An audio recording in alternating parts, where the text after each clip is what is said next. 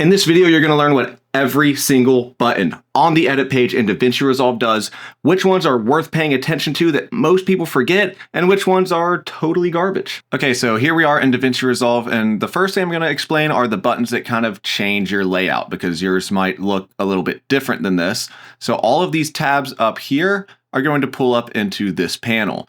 So if you go ahead and click one of those tabs, whatever's highlighted, it will go ahead and collapse that whole panel, giving you a little bit more space to work with.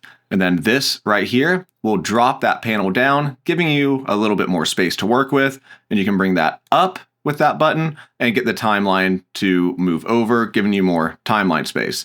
Now, if you only see one window here and not two, that's going to be this viewer icon. You have your single viewer right here, which is going to just be your timeline, and then your dual viewer, which is going to be your timeline and whatever you have selected for your source clip right here. Then we move over to this toolbar here. Once again, you can click this drop down, move it down, get a little bit more space, or move it back up to get more timeline space. And I'm going to keep this in the closest order possible, but every now and then I'm going to have to jump around because certain panels and certain buttons bring up new areas. Starting with the media pool. This is going to be where all your footage, sound, graphics, whatever you bring into that project is going to live here in the media pool. Now, this first button is just going to expand and collapse this little sidebar here for easier navigation. And then this button right here is going to be to relink media. If it's red, that means you're missing media somewhere. You can go ahead and click that. It'll say what it's looking for and where, and you just go ahead and hit locate. You find that clip on your computer or SSD, you find it, you open it, and it relinks it for the project. After that, we have the transcribe button. This is going to transcribe both your source clip here and your timeline. So if I go up to this button, it will be my source clip, which is the clip I have selected. And you see as I click, it's going to go to that section in the video, or I can go to the timeline view right here and find that spot in the timeline. And as I click, it's going to go to that part in the video. After that, you have your import Blackmagic Cloud folder. If you're using Blackmagic Cloud, maybe stuff from a different project, you can go ahead and import it. Maybe you don't have all the files with you, but if it's in the cloud, you can bring it in using that button. After that, you have the slider, and that's going to change the size of the icons in this window right here. And then you have these different kind of view operations. First one is going to be this kind of metadata view with the icon with a little thumbnail. I never use this.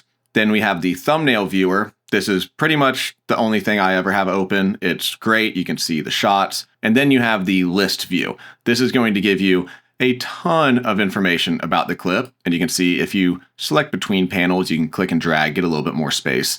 And if I right click in the top toolbar here, I can choose what I want it to show me in all of these different columns. So let's go back to thumbnail view because that's the one that I use the most. After that, you have the search function. Let's say I'm trying to find a clip labeled 4209. Boom, there it is. But what if I'm trying to find all my DJI clips? Well, nothing appeared. And that's because I only have the A7S3 folder selected. But you can click down on this drop down by the search icon and select all bins. Now it's searching everything in my media pool and all of my DJI clips show up. After that, you just have how you want to sort all of your clips. Tons of options here. And then we have this little 3 dots. Some people call it a hamburger menu. And there's some pretty cool stuff here. The dual pane media pool. That's going to give me the option to open up 2 different folders. Maybe I want my drone folder down here and I want my A7S3 folder up here. So I can work between both the folders. Oftentimes I'll do this with, say, my audio tracks on one and then my video tracks on another. And to get more space, once again, we can use this drop down, get a little bit more space, move it up and down, and work between multiple different folders. All right, now there are some other options in here, none of which you really need to know right now. The smart bins and power bins, those are very powerful and awesome to use. That said, they deserve a video by themselves, but if you already know about them, that's how you can make sure that you're showing your smart bins and your power bins, which will appear on your little sidebar here. Then we have the effects tab up here, and this is going to be your transitions, titles, generators, and just a lot of the cool effects that Davinci Resolve has built in.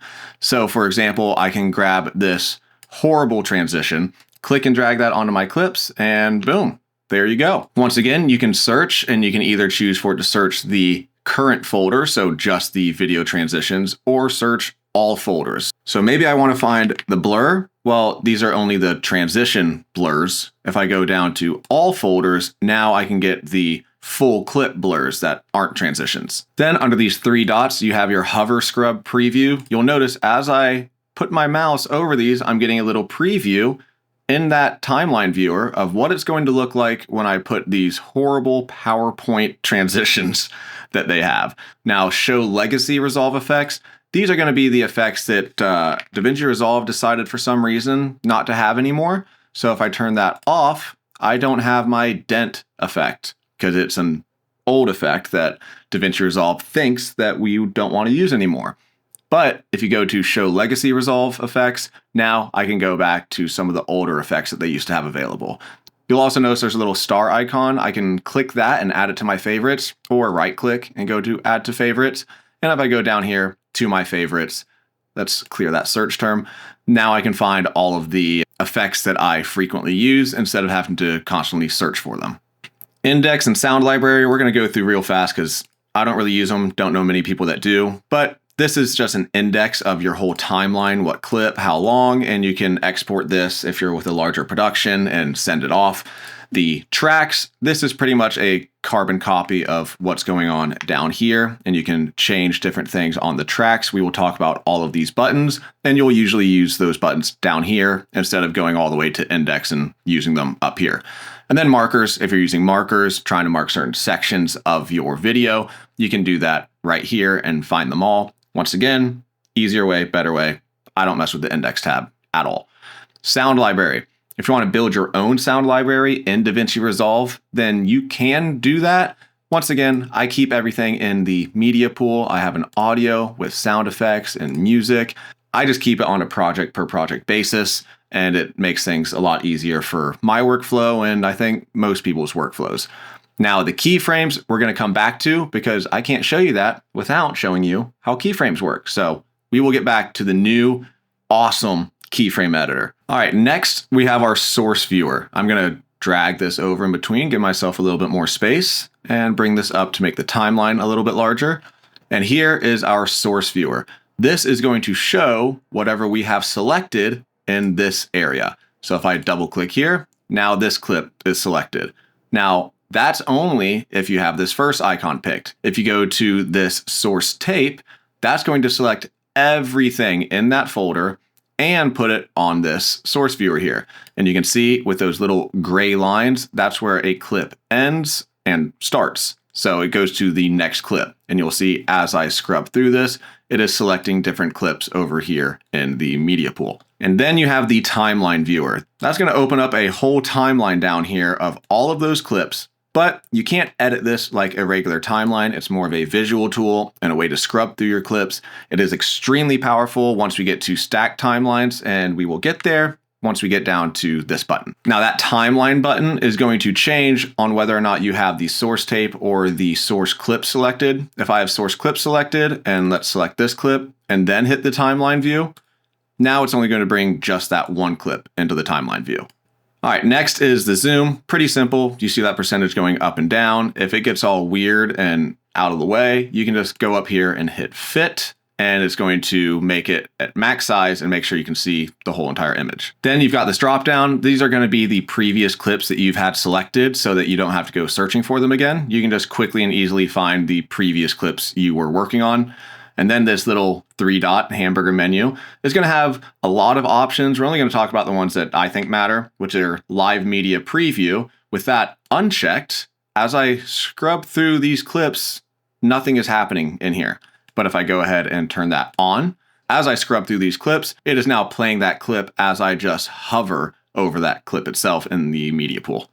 Another one I really like are the show audio waveforms, especially with the source clip. If I click that, I can now see the waveform. And just by looking at the waveform, I can see where I'm speaking and where I'm silent. Okay, now right above that, we have the name of our project. If you have multiple projects open, you can just click this drop down. We'll go to my camera basics video, and it opens up that whole entire project, which is great if you're trying to use clips from another project instead of trying to import that whole entire project into your new one, you can just open it up. And if I wanted to, I could copy that clip, go to this, and I can paste it into this current project. All right, continuing to this dropdown. Once again, this is exactly the same. That's the zoom and where it's at in your viewer, but I'm just gonna go back to fit.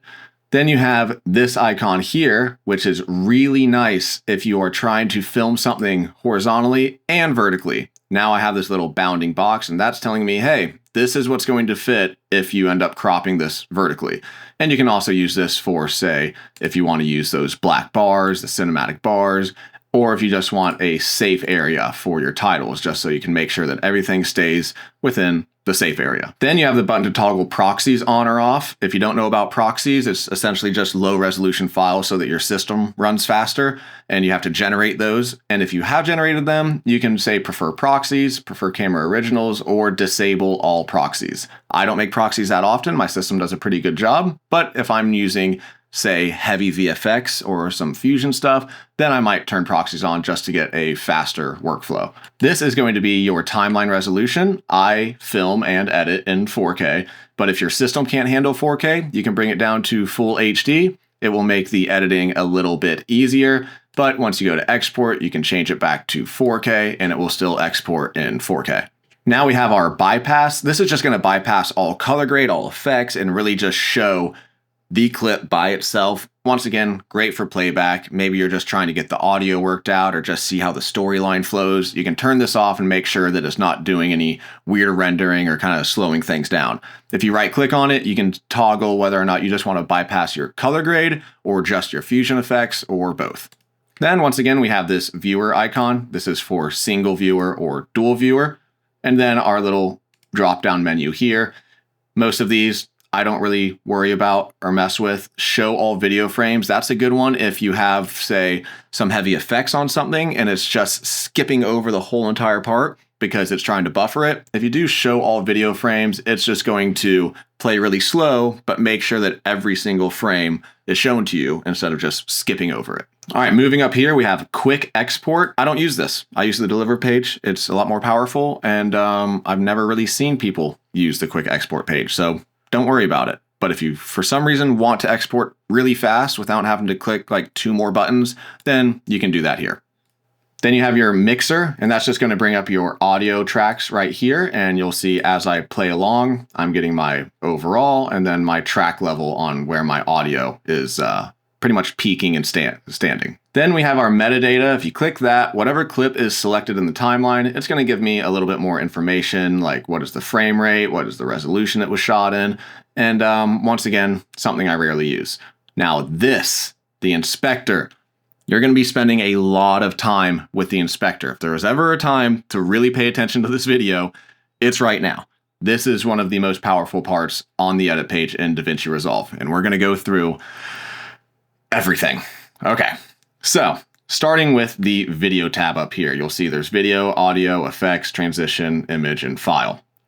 Starting with the video, we have our transform effects, which you can toggle on and off. And you'll see that the parameters that I've changed here are turning on and off.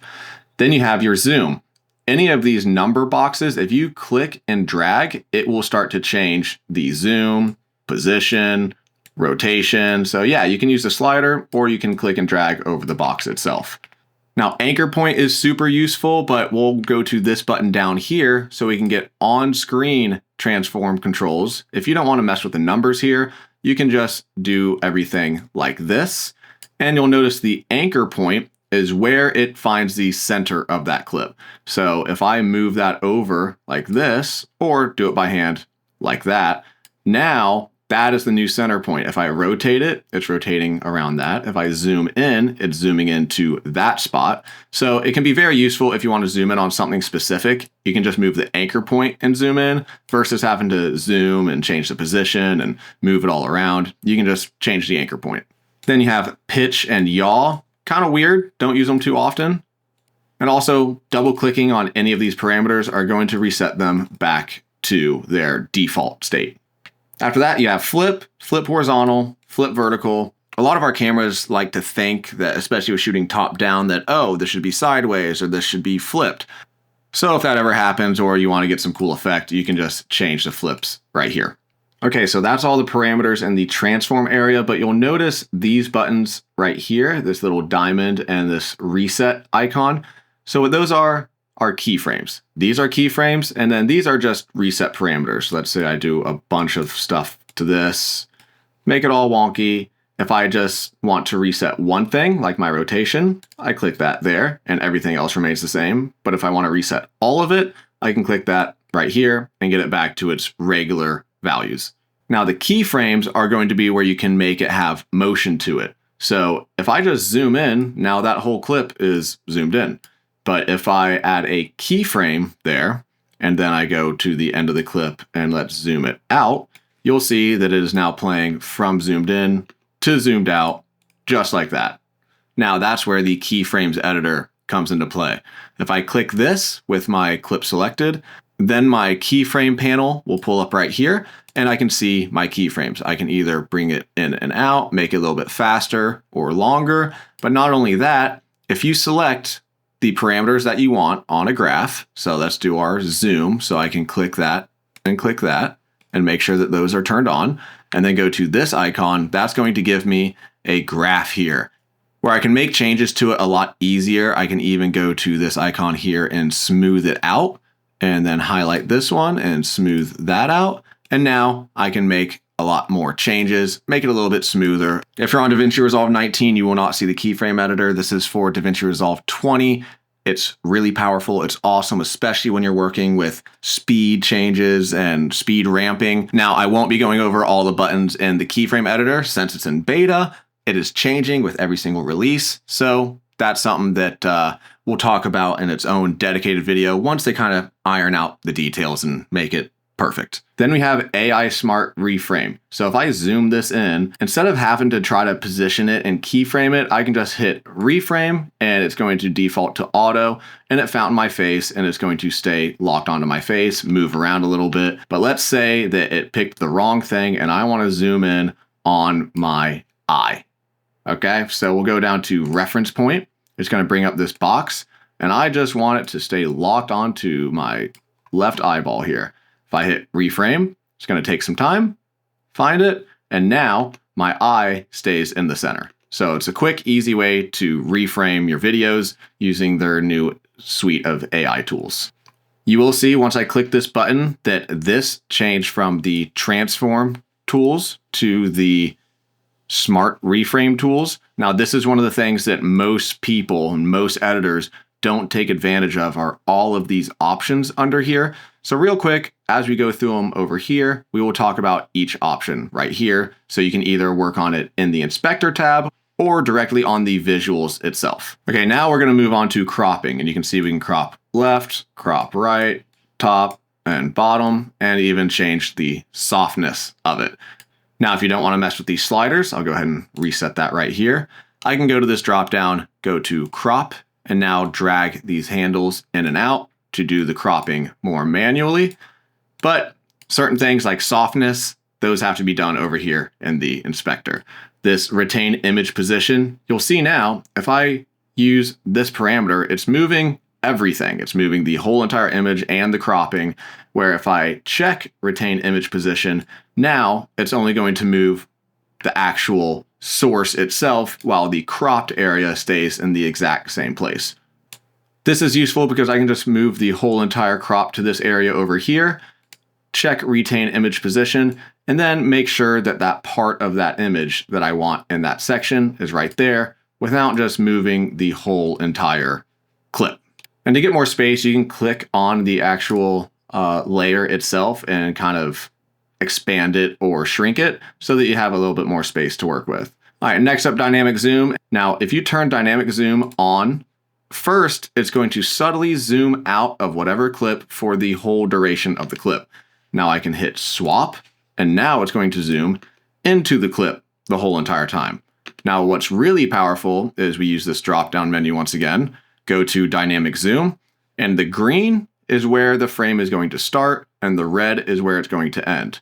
To show you how that works, I'm at the end of the clip, so when I turn this off, it zooms into that red bounding box. If I really make it aggressive and turn it off, Now it's punched in on that eye. So if I play this back, it's going to zoom in to that spot, and it's a really cool way to get some motion in your shots without having to do a bunch of crazy keyframings. If you want to do a subtle pan, you can just do that right here with dynamic zoom and just do it like that. Okay, next up is your composite mode. The first thing you'll use is the opacity, and that's just the opacity of the clip. Maybe you want it to be, only partly visible. That's going to be right here. And then you have your composite mode. This is where you can do some pretty cool stuff.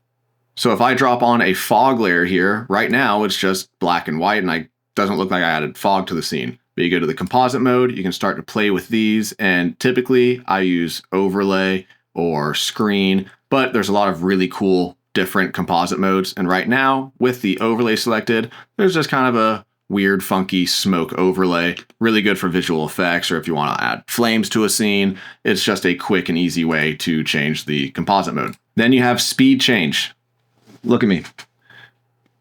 Don't use this, okay? There's better ways. Do not use the speed change in that inspector area. It's garbage. The better way to do it is to just select your clip and hit R. And this way you can change the speed of your clip, you can freeze frame it, and you can make the changes right here on the clip itself. This likes to do some weird things that sometimes don't work out well and can kind of mess up the whole edit. I find this to be a lot more intuitive, and you'll also notice other Davinci Resolve editors pretty much all just use it right here and never use it in the inspector area.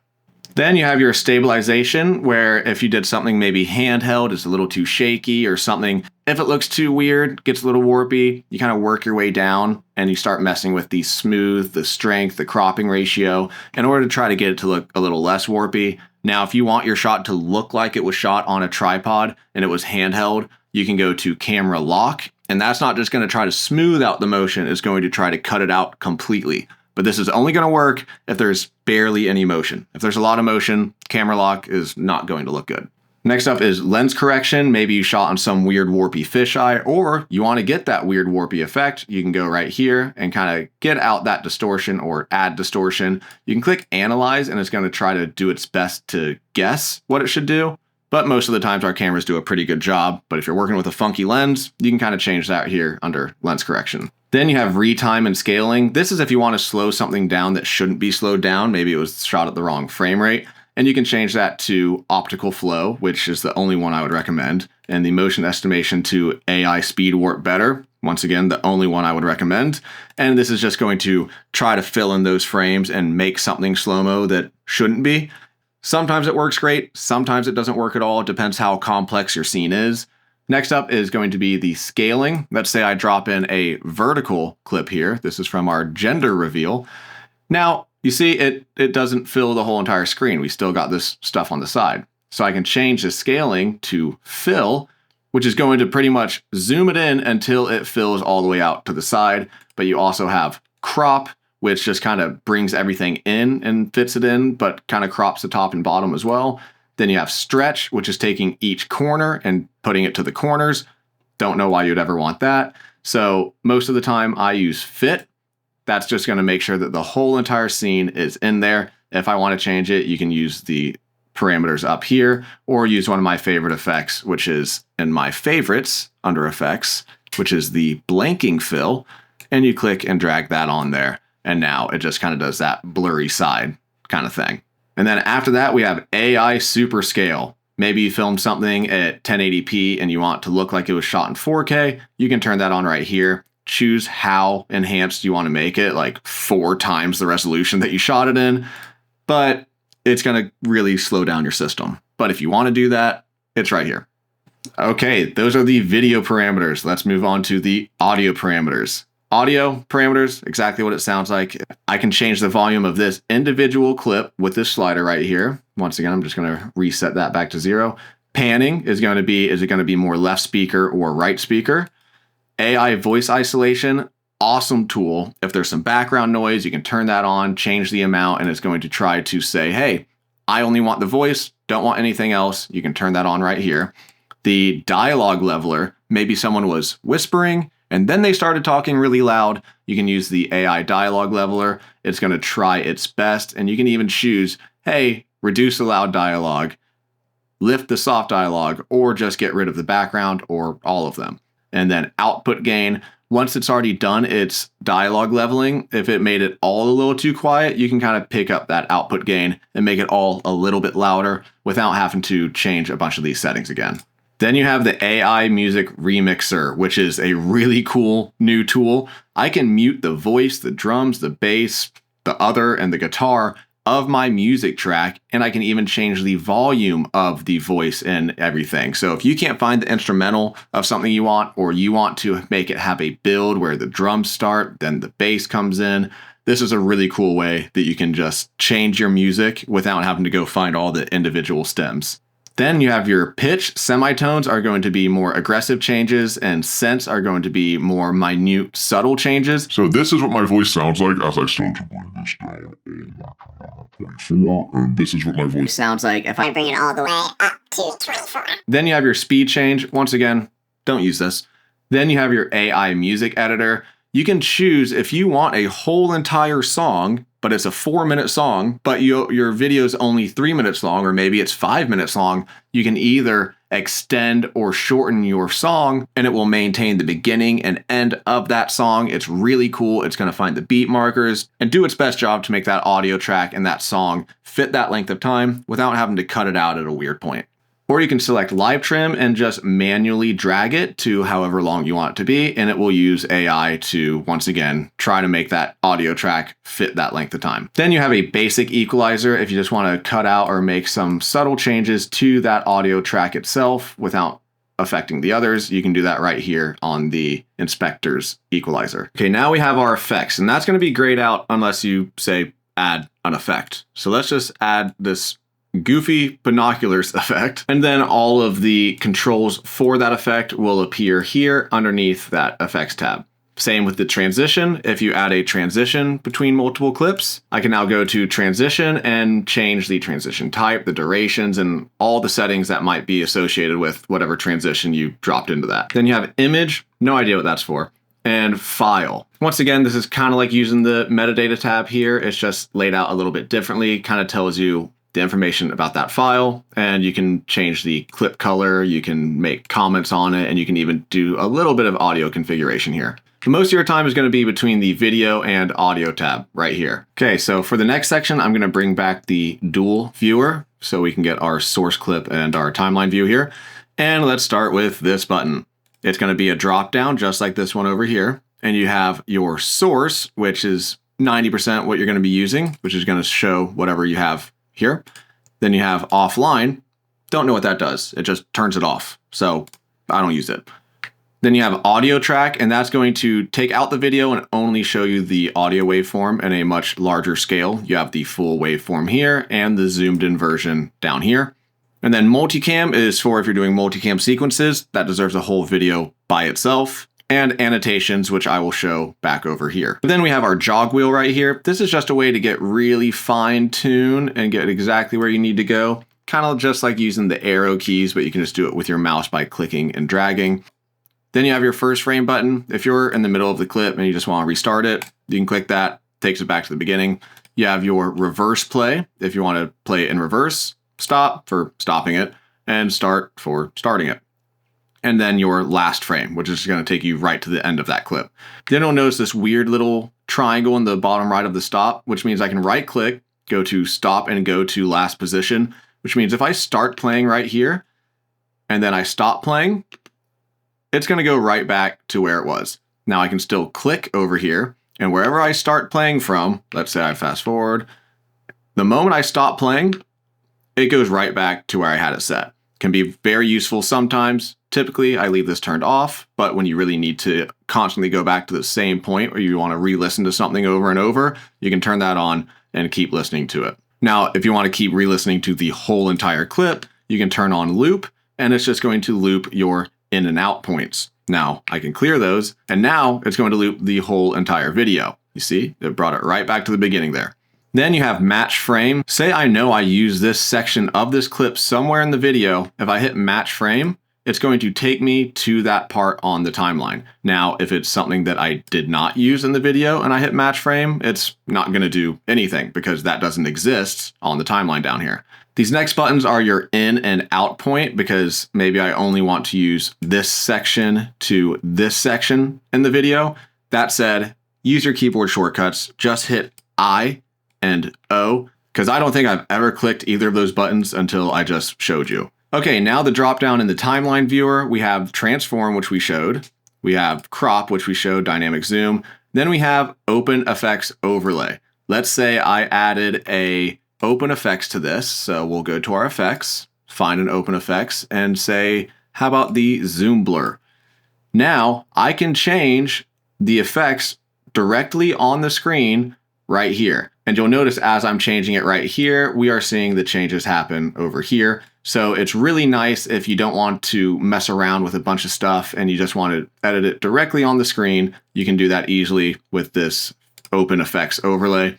Then you have the fusion overlay. This is going to be for some more advanced stuff. So I have a mask right here from Sterling Supply. He makes great videos, makes some great effects. And with this off, I can't control the mask itself unless I want to do all this clicking and dragging, or I can turn on my fusion overlay and manually control that mask. So if you're not seeing certain settings with the open effects overlay, it might be under your fusion overlay. Then you have your annotations. Maybe you want to send something to a client and you want to highlight a certain area, or you want to place a box and say, hey, we need to change this weird looking guy with someone better. You can easily do that with this, send the screenshot over and make your annotations. Then you have your smart reframe, which we touched on earlier. And last, but actually least, is going to be cinematic. What this does, nobody knows. I've looked on Reddit, so I'm not sure. If you know, comment down below. I've never seen anybody use it, and I've been using this software for a very long time, so no idea. Then once again, we have our jog wheel. All of these are exactly the same as over here.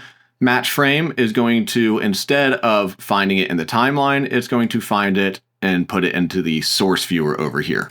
So as you can see, as I'm clicking around, if I click this button, it's going to pull it up in the source viewer so I can get back to my original footage. And once again, you have your mark in and mark out. This is going to create in and out points on your timeline itself. Once again, if you just hit I and O, it does the same thing. Now this is nice because say I'm working on these specific 2 clips in the timeline, I can turn on loop and it's just going to consistently play between these 2 clips and loop it back. I can watch a whole entire section over and over and just make sure that everything looks and feels good. Now to clear your in and out points, just hit Option X. And now we don't have in and out points and it will continue playing the whole timeline. Okay, so take a breath, drink some coffee, look at your notes and comment down below if you have any questions so far, because we're about to dive into the whole timeline area where you're doing a lot of your editing. Let's start with this button here. This is going to be your timeline options. You have display stacked timelines, which I use very frequently. If you want multiple timelines open or you want to open up, say, a compound clip, you can do that right here. I'll go to my timelines and I'll open my vertical one. And this way I can jump between timelines like this and always have it open versus always changing it up here. But one of the best reasons to have stacked timelines is because of this icon right here. This actually stacks your timelines. Remember earlier when we were in the media pool and we had the source tape and then would click timeline and get everything pulled into a timeline? Now all of my clips from that folder are right here. And while I can't edit this timeline, I can click and drag it up into this timeline. So that can be extremely beneficial. So you can have a timeline down here with just kind of all of your clips from a certain folder and click and drag it into your main timeline up here. And then you can keep adding more and more timelines. You can just get a little crazy with it, but I usually just have 2 timelines. But this is how you can do what's called pancake editing, and you can work on multiple timelines at one time. Then we have display subtitle tracks. As you can see, I created some subtitles for this video right here. That's where they are pulling up because I auto-generated subtitles. But now that they're there, I don't need to mess with them. I don't need them taking up a bunch of space, so I can uncheck that. And now I have a little bit more space to work with. Display audio waveforms, that's exactly what it sounds like. When it's turned off, it's just a green clip. And then once it's turned on, you can now see the actual audio waveform itself. Next, you have thumbnail view. I usually just do thumbnail, but film strip is going to kind of fill the whole entire clip on the timeline with different sections of that video. But it does slow your system down, I've noticed, especially with zooming in and out and moving around a lot. So I like to keep this on thumbnail. So I just see one frame for the beginning, one frame for the end. But if your system's running really slow, or you don't care about seeing that stuff, you already know what's what, you can hit none and it's just going to color code it in whatever you have set. Then you have your viewer background. This is going to be what's behind all of your footage. So if I put it on alert red, and maybe I made this just a little too small, or I moved it over and didn't quite realize that I have this red section here missing. When it's on black, it's a lot harder to see. It's kind of hard to tell that I have a little area there that's not in frame. But if I put it on alert red, I can easily see that I'm not filling the frame and that something wrong is happening. Next up is fixed playhead. This means that the whole timeline is going to move and your playhead stays directly in the center, or you can turn that off and the playhead is going to move and the timeline is going to stay in place. Then you have some more waveform options here.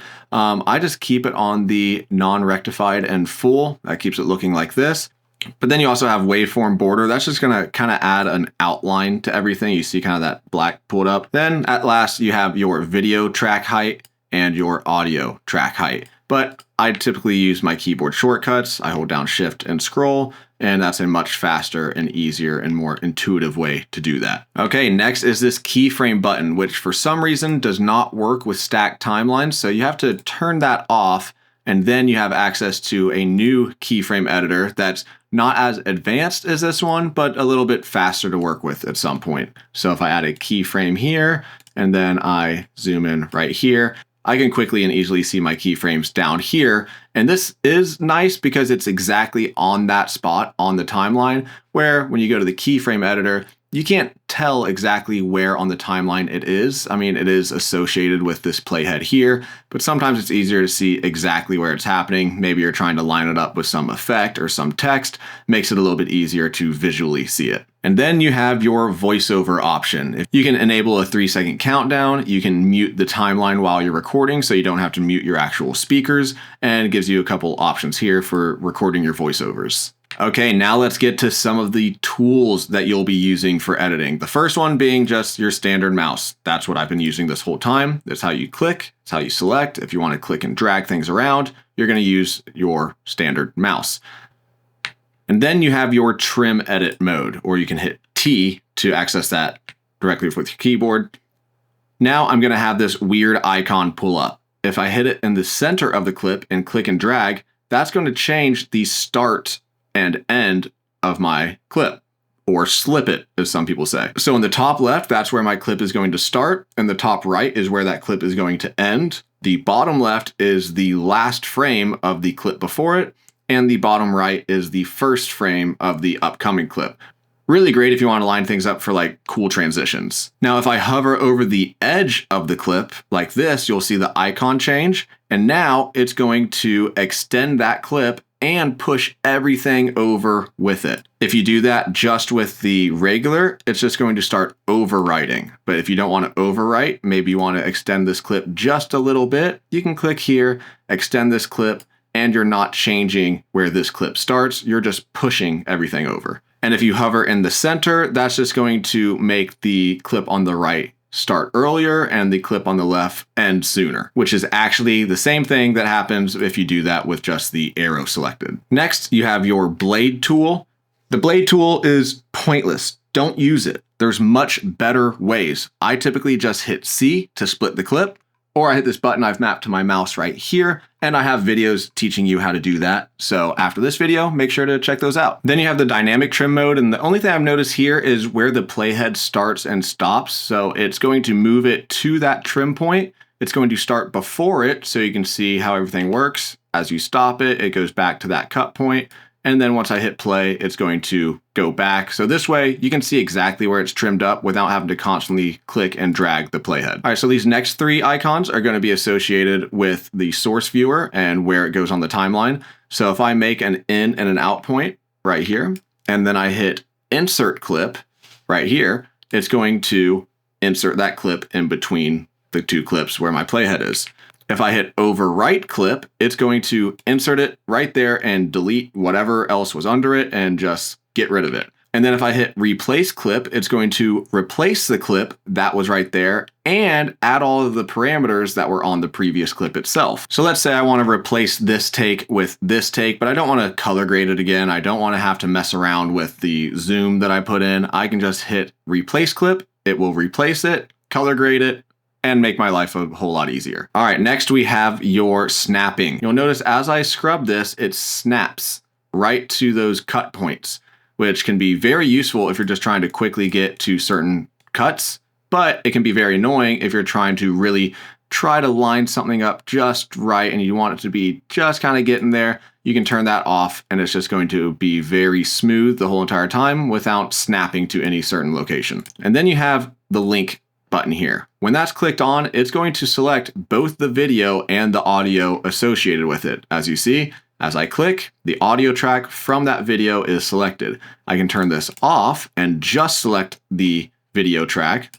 Let's say I want to extend this clip, but I want it to be while I'm talking and then for the audio to come in. I can just click the video file, drag that out. It won't move the audio file and it will just nicely stay lined up like that.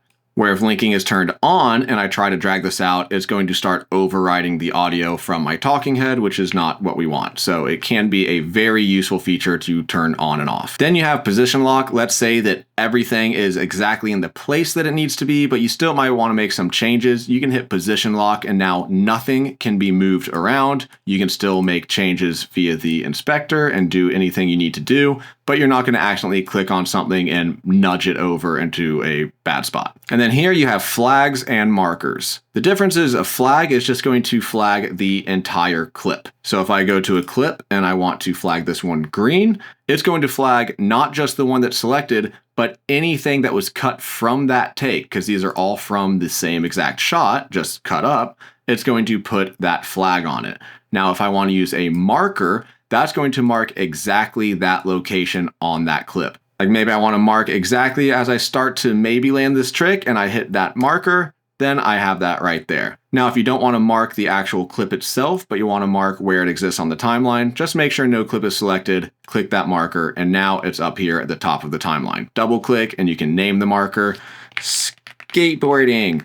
And now I can click that marker. What is this? Find skateboarding and get right there. Then you have your timeline view options. Full extent view is going to put your whole entire timeline into view here. And then if you click back right here, it's going to go back to your previously zoomed in section. So you can see how that would be useful. I use the keyboard shortcut Shift Z. It makes things a lot faster, but that's what those buttons do. And then right here, you can manually scroll it in and out and get to the zoom level that you want. But once again, I just have this set to a scroll wheel so I don't have to go out of my way to click and drag. See how much faster I'm working? Check out my other videos. That's going to make you a much faster editor. We're almost there. We are almost there. Next is this little volume slider. This is just your output. It's not going to change how loud your video actually is, but if you are, say, listening to some background music while you're editing, you can just change this. It's going to change the output to your speakers, and you can just hit the dim button, which will automatically do it for you real quick. Now let's look at our actual timeline tracks here. If you lock the track, that's going to do exactly what it sounds like and just completely lock the track. I can still move things around on other tracks. Then you have your auto track selector. As you see, as I click around, it's going to highlight whatever is closest, whatever is on top. Now, maybe I just want to make changes to my talking head down here. If I just option click and make sure that's the only one selected, now as I click around, it's only going to select that bottom track. Now, if I have the next one selected as well, it's only going to select the bottom or the second track. But if I go to somewhere where there's like a third and fourth track, it's always going to pick whichever one is active and on top. Then you have your disable video track where you can just turn that track completely on or off. Then if you right click in this area, you can add one track or multiple tracks, a subtitle track. You can move the tracks up or down, and you can delete a track or delete all the empty tracks just to keep things a little bit more organized throughout your edit. And whatever box has that red outline is where that clip is going to drop in. Let's say I do an insert clip. Since I'm on track 1, it's going to insert it on track 1. But let's go over here and use track 2. right there. And if I hit insert clip, it's going to insert it on track 2. Now, all of this is the same with audio right here with the auto track selector, the locking, and the selection here. But then you have solo and mute. When you solo a track, it's only going to play the audio on this first track and it will mute everything else. And then of course, mute will play everything else, but mute this whole entire track. All right, we did it, kind of, but wait, because while the trim tool is great if you want the clip to end right there, it's much better if you can just click one button and have it end right there. And you want to start right there, you can just click one button and do that. And I teach you how to do that with a lot more tips to be a faster editor in this video right here. Now, if you have any questions, which I'm sure you do, go ahead and comment them down below. I will respond to every single one, but I'm also going to be going live on June 3rd. So set your calendar, come hang out, bring your questions, and until next time, toodles.